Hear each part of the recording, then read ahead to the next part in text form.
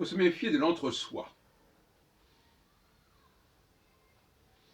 Une personne qui se retrouve avec leurs pareils ne sont pas en situation de leader. Le leader, lui, il doit s'occuper de personnes qui sont différentes de lui. Et ça devient à ce moment-là intéressant, d'un point de vue heuristique.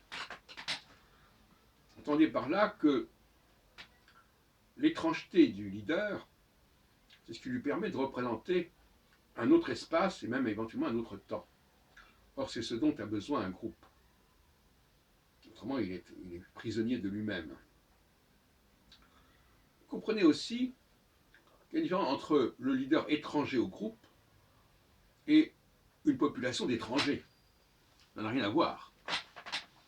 L'étranger, par définition, il doit assumer sa solitude.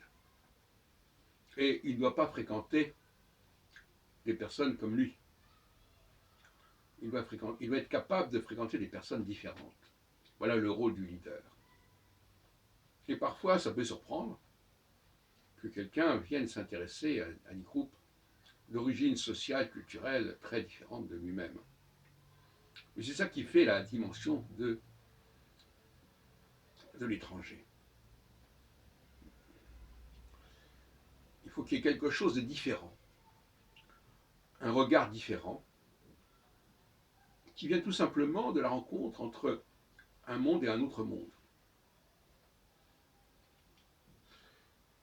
Alors, le cas d'Emmanuel Macron est intéressant à étudier, par exemple,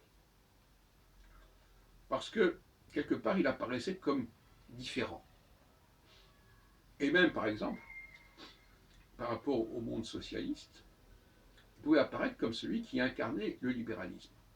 Il peut paraître un mariage étrange, mais au fond, tout groupe est attiré par ce qui est différent de lui.